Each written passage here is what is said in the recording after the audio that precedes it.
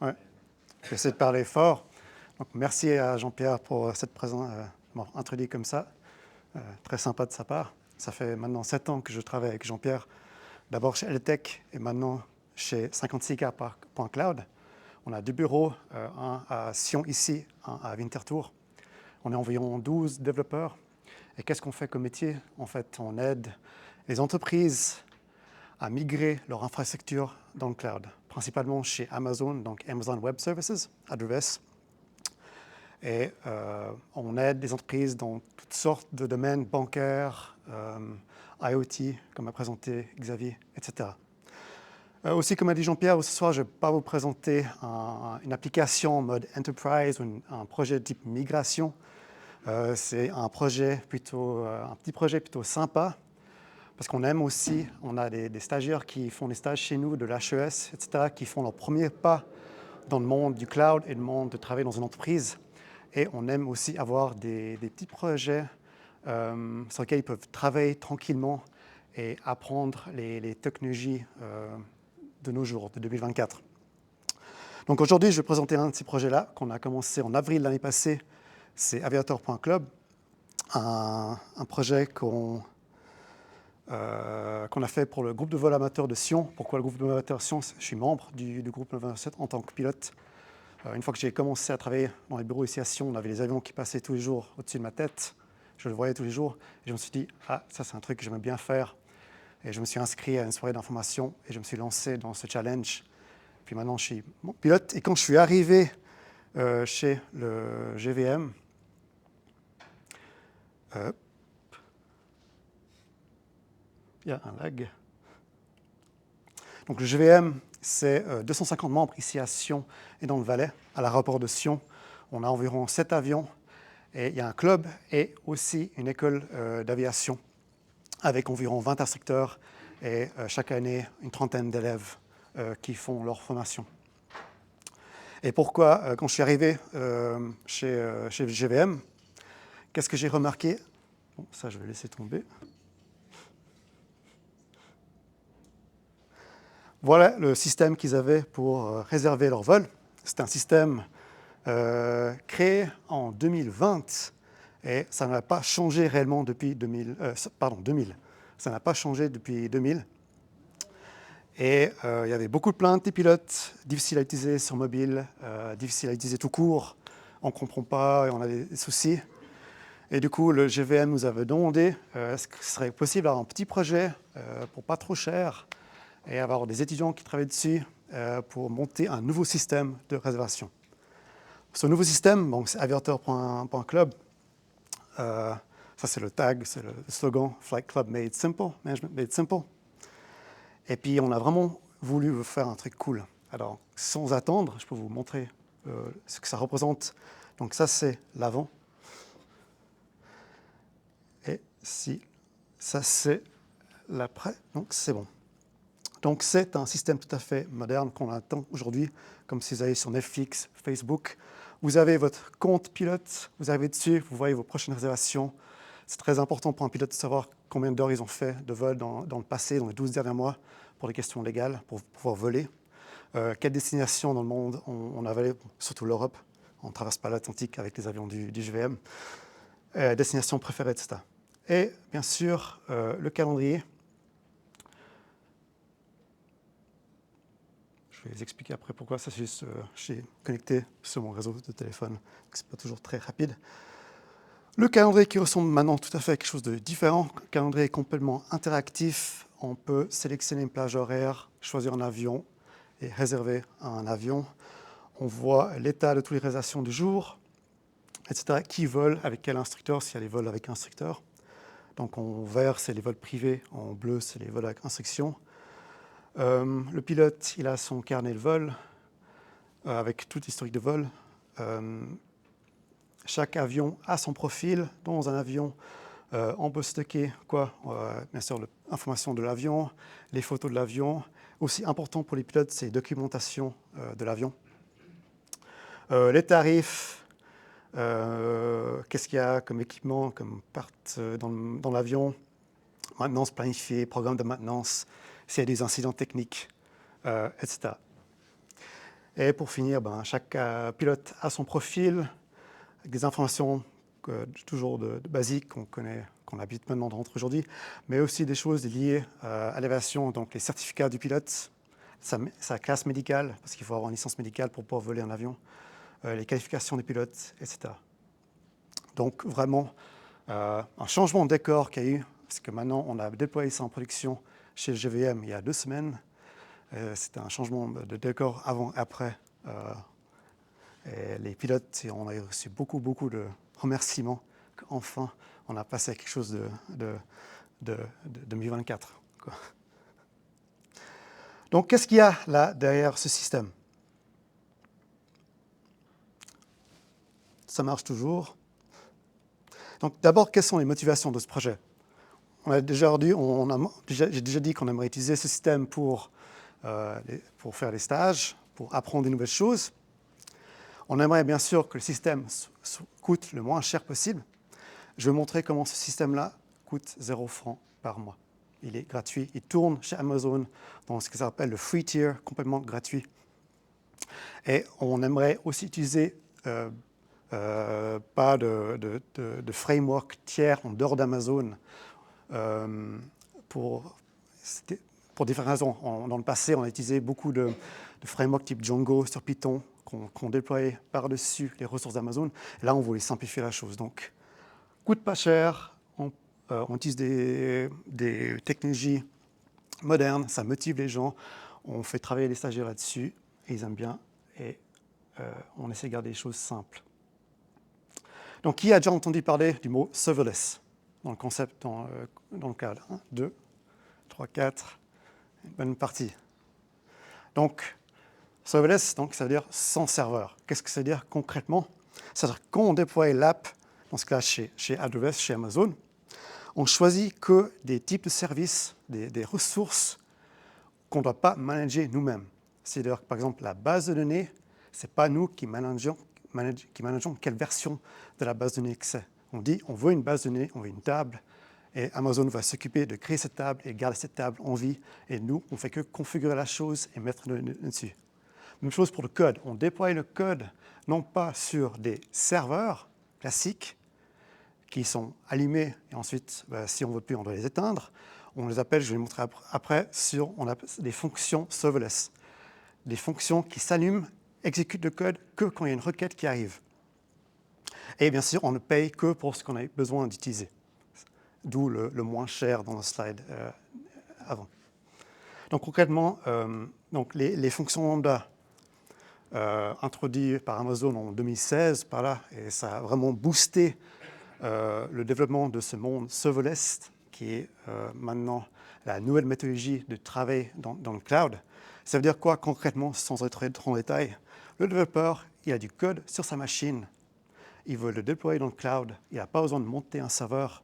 Il dit à Amazon, je veux une fonction du service lambda, voilà mon code, je configure la mémoire et Amazon s'occupe du reste. S'il y a beaucoup de requêtes qui arrivent, Amazon va automatiquement démarrer beaucoup de fonctions en parallèle. S'il y a 0 requête qui arrive, il y a 0 code qui tourne. Et ça, c'est Amazon qui gère.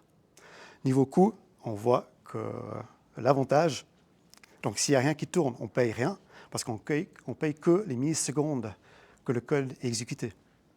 Donc si environ on a 1 million de requêtes qui prend environ chaque requête 100 millisecondes à tourner, on paye 67 centimes par mois pour 1 million de requêtes. Niveau base de données aussi, on a choisi une base de données Amazon DynamoDB. C'est une base de données NoSQL, donc c'est une base de données non relationnelle. On ne paye que ce qu'on utilise en stockage et on ne paye ce qu'on fait comme requête à la base de données, que ce soit écriture ou lecture. Il n'y a pas de maintenance Windows, il n'y a pas besoin de gérer quoi que ce soit classique des bases de données. Et j'ai aussi mis les prix. Amazon donne 25 gigas gratuits par mois. Ensuite, 25 centimes par mois. Et les prix par requête. Donc aussi, ça va coûter pour une plateforme qui n'est pas très stressée, comme aviator.club, où un club, c'est 200 membres. Et il y a plusieurs clubs, on va toujours être dans quasi gratuit. Et aussi, le dernier gros service du système, c'est Knido, c'est ce qui permet de gérer tout ce qui est les users.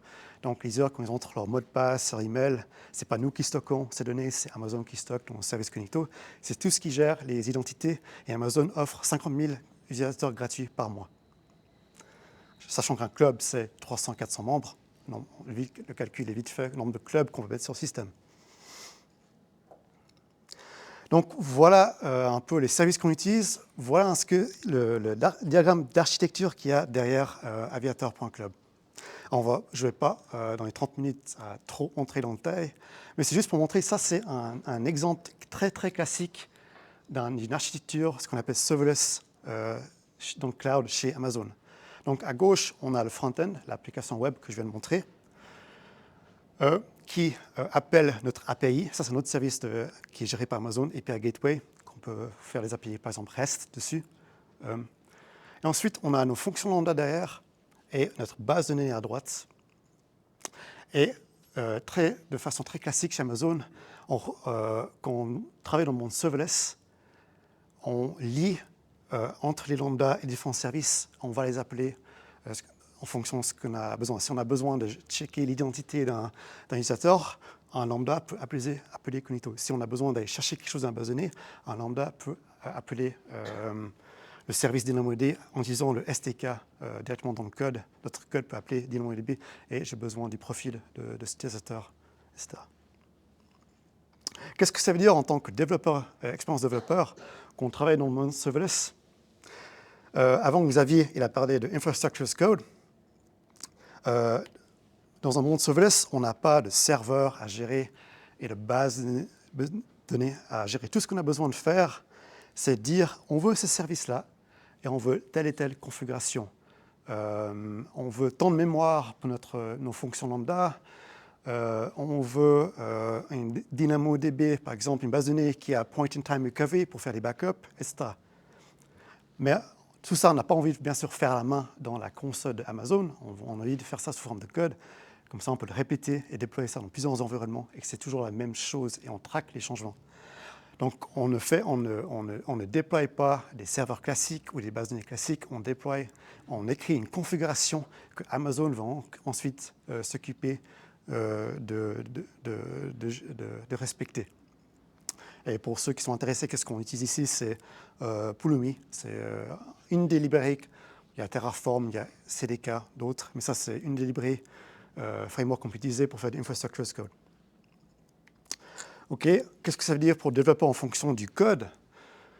Voilà, le code, le développeur va choisir son langage. Du Python, JavaScript. Là, on a utilisé pour aviator.club, j'ai décidé de faire ça en Go parce que je voulais rester dans le monde typé, en langage typé.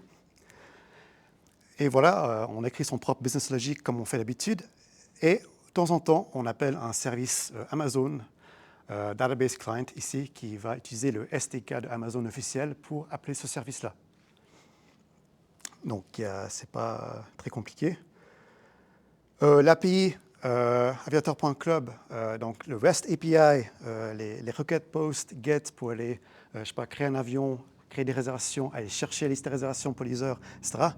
L'ensemble de ces endpoints de l'API, le développeur écrit ça dans un OpenAPI spec sous format JSON. Et ensuite, à travers Pulumi et vers Amazon API Gateway peut prendre ce JSON spec et puis lui-même créer à travers ce fichier JSON les endpoints sur le service Amazon API Gateway. Et il y a un peu de code ici que Amazon peut rajouter pour dire que cette API-là, pour créer une réservation, va appeler le lambda, la fonction lambda qui est derrière, où il y a mon code qui l'attend. C'est comme ça qu'on lie un peu les choses ensemble. Déploiement, donc. Si je veux faire un déploiement vers production, par exemple, sur une plateforme CI/CD classique, qu'est-ce qui se passe? On compile le code d'application, on compile le code Go. Ensuite, on appelle Pulumi pour valider, lire toutes les configurations de service. On regarde ce qu'il y a. Pulumi va automatiquement détecter s'il y a un changement qui a été fait dans la configuration ou pas pour des services Amazon. Et ensuite, on déploie le tout vers Amazon. C'est Pulumi qui s'occupe d'appeler les API de Amazon pour soit changer une configuration si on a fait un changement en configuration d'un service, et aussi de déployer le code d'application.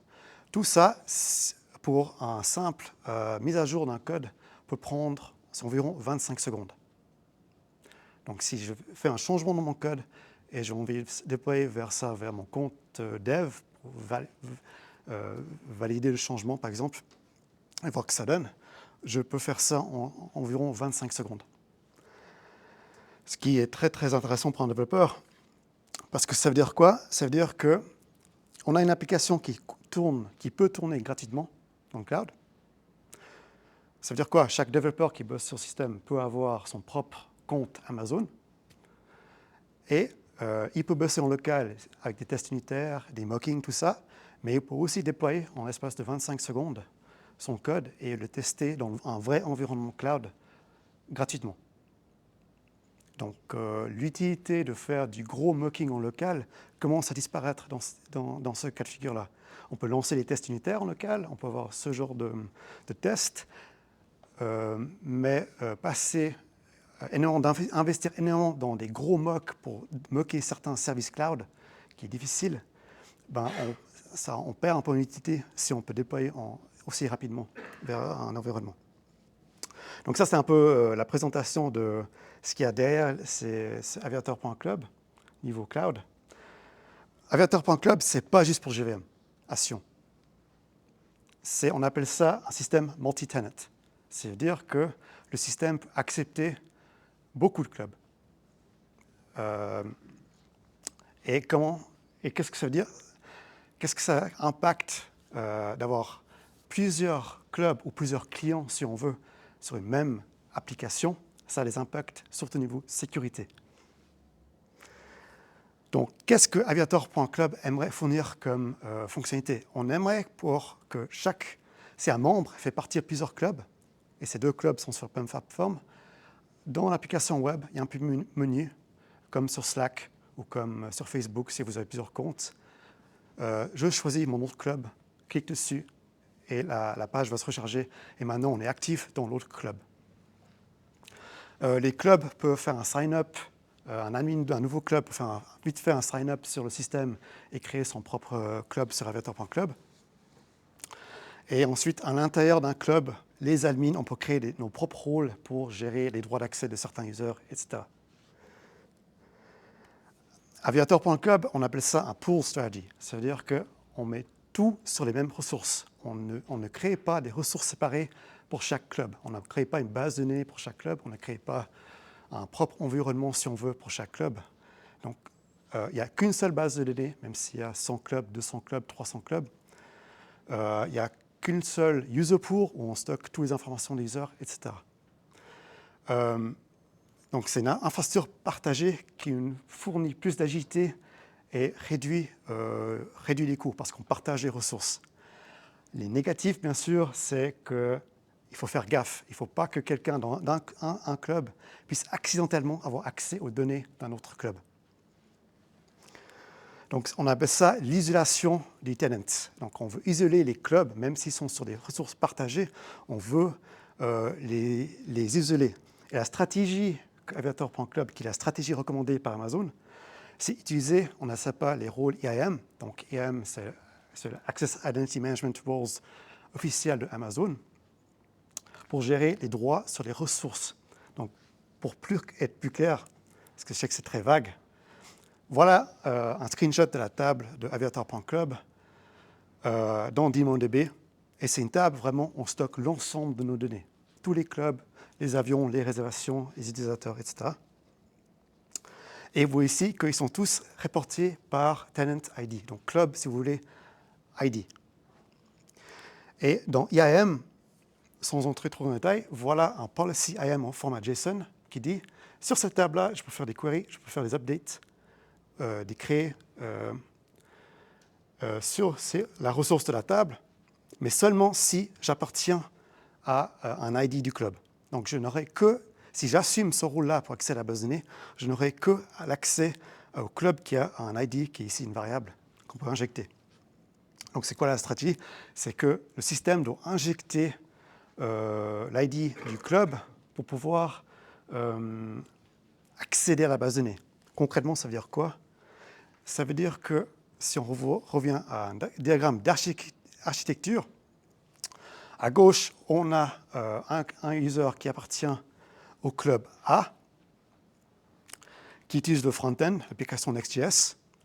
L'application dans le front-end, il a un token, un ID token, qui contient des informations sur l'identité du user.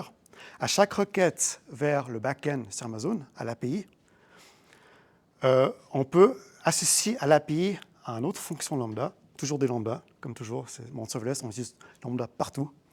Et on peut mettre là du code custom qui va faire quoi? Qui va lire le ID token, valider que ça n'a pas été changé de façon non officielle. On va aller, par exemple, chercher l'ID du user, l'ID du club. On va appeler Cognito, qui est notre service de management des rôles. Et on va échanger ce token contre des credentials. C'est-à-dire quoi, dans le langage Amazon? C'est des access keys et c'est un secret key. Pourquoi? Parce qu'ensuite, ces credentials, ces clés donc, sont passées automatiquement à notre vraie grosse fonction lambda. Il y a tout le côté business, le logique business de notre application, et qui va utiliser ces clés pour charger le SDK DynamoDB pour faire les requêtes contre la base de données.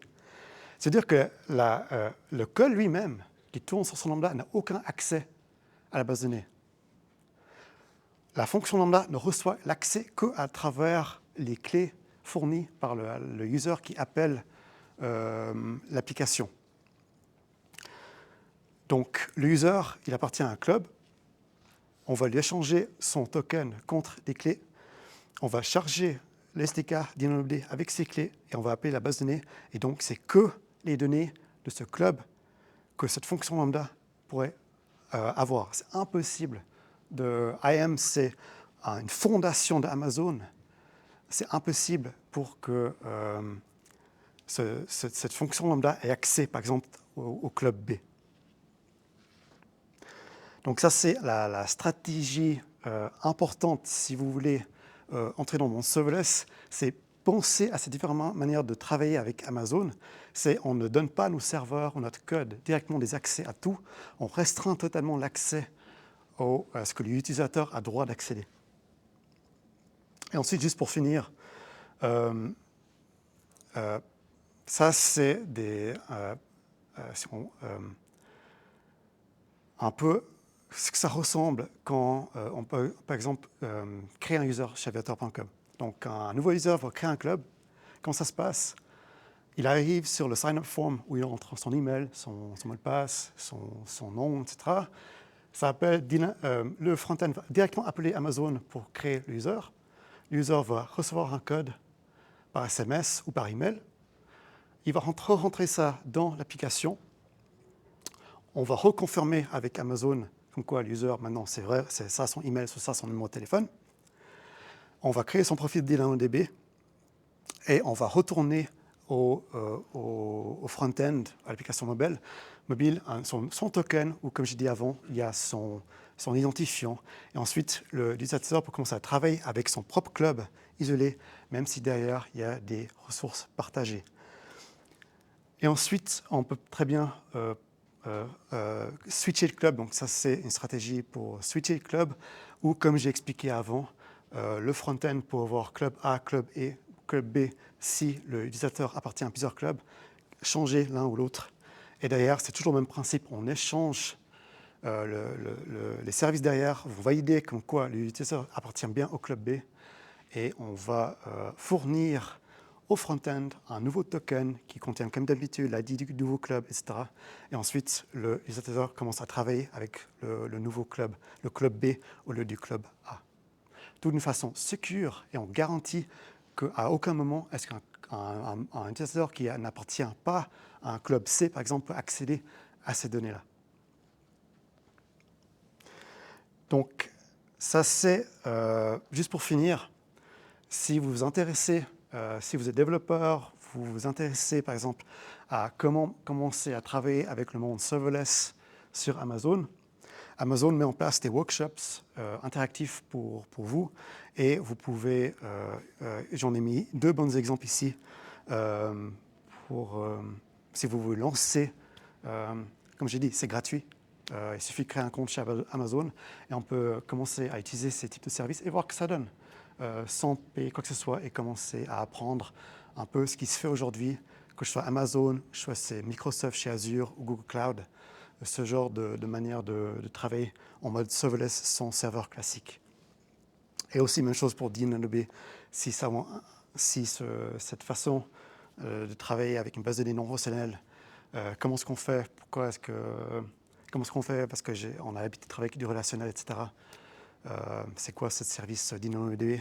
Il y a des très bons aussi présentations là-dessus que j'ai mis ici.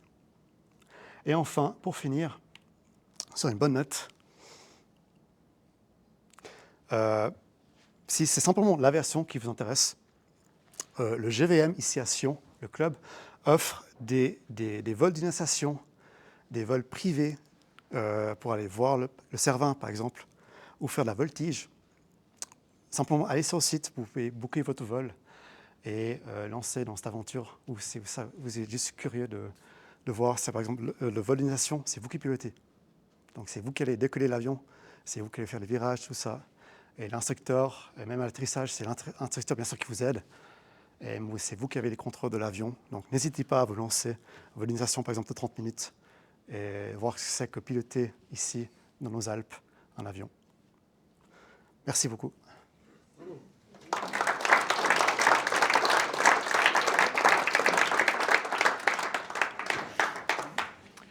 Merci, John. Je ne pensais pas que ça allait prendre autant de temps, ce projet. Quand on avait l'idée dans le train, on s'est dit, ouais, non, mais dans 3 mois, c'est fini, quoi. C'était bon, c'est juste un calendrier. Et au final, ça a quand même pris 1 année, plus 9 mois. 9 mois, ok. Mais en tant qu'entreprise, en tant que personne, en tant que développeur, je crois qu'on a énormément appris. Et ces histoires de multi-tenancy, donc de partager des ressources dans le cloud, différents utilisateurs utilisent les mêmes ressources. Quand on migre une banque, on aimerait bien que ça ne soit peut-être pas le cas, que quand je me log dans ma banque, je vois le compte d'un autre qui a plus de fric que moi. Mais ça tourne exactement sur le même genre de technologie aujourd'hui. Ils ne sont pas encore tout à fait serverless, mais derrière tout ce qui est databasing, comment est-ce qu'on store, comment est-ce qu'on enregistre des comptes dans une table qui sera encore SQL parce qu'ils sont sur du Postgres, on ne va pas dire que c'est vieux, c'est toujours super actuel, mais ça marche comme ça. Ça, c'est un projet où vraiment on a exploré sur une petite surface toutes ces technologies qui nous permettent aujourd'hui d'aller voir des clients qui sont des banques ou de notre côté des startups. Des startups qui ont peu de moyens, qui nous disent « Nous, on a besoin d'un service complet, site web, API, base de données, data lake, machine learning, etc. Est-ce que vous pouvez nous aider à construire quelque chose qui ne va pas coûter beaucoup par mois ?» C'est avec ce genre de techno qu'on arrive à faire ça. Merci, John.